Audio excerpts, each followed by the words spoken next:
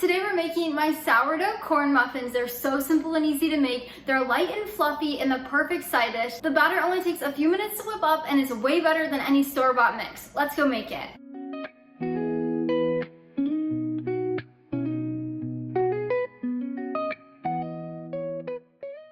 You can find my full written recipe linked down in the description below. Just click that link, it'll take you over to my blog where you can print and save at any time. This recipe was inspired by the corn muffins my mom used to make whenever I was little. Growing up, she would serve corn muffins with our suppers sometimes, and I love them. She would always serve them with some butter and honey, and they were just so delicious. So I wanted to make a sourdough version from scratch so that I could share that recipe with you. Now, before we get started making the batter, you'll want to preheat your oven at 375 degrees Fahrenheit. You'll also want to grab a muffin tin or a cupcake tin. Either will work. So I have already buttered and floured this, and then I tipped it upside down to get the excess off. Or you could use those little muffin liners or cupcake liners. Now we'll set this aside and get started on our batter. We're gonna need a large mixing bowl, and to that we're gonna add 1/3 cup of sourdough discard or sped starter. Both work really well. 2 teaspoons of baking powder. I like to do aluminum free. 1 cup of all-purpose flour. I like to do an organic unbleached.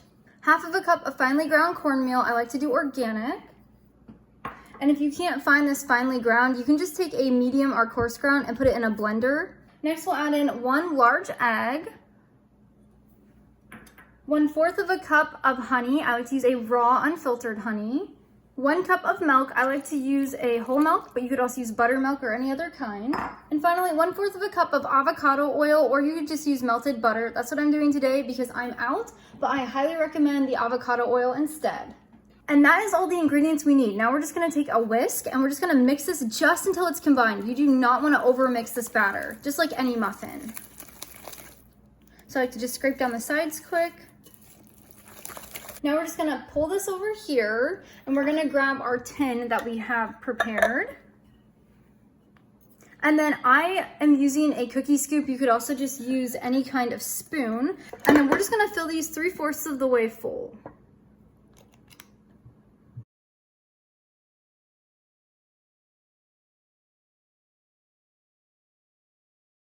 You should get about 10 muffins, give or take 1 or 2, but this is what they'll look like right before we pop them in the oven. Now, if you'd like to make this batter ahead, or you'd like to cold ferment, letting the sourdough cultures ferment all the other ingredients, just leave out the baking powder and pop a lid on the mixing bowl and place it in your fridge for 12 to 24 hours. After that, then you can bake it and continue the recipe. That is completely optional, but it is a good one if you want to make it ahead or add more fermentation benefits into your corn muffins. Now we're gonna pop our corn muffins in the oven at 375 degrees Fahrenheit for 22 minutes. I'll meet you back here when they're done.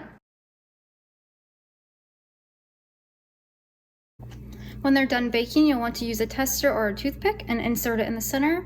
If it comes out clean, they're all done and ready to go on the cooling rack. Place these on the cooling rack in the pan for 5 minutes. After that, we'll remove them from the pan and then let them cool the rest of the way, or you can enjoy them right away while they're warm. Thanks so much for joining me today in the kitchen. I hope this recipe becomes a special side dish on your kitchen table like it has on ours. I hope it reminds you of childhood memories or helps you make new ones. If you'd like another sourdough side dish, I'll leave it here or here. Definitely go check that one out as well. But until next time, go serve God by loving your family one recipe at a time.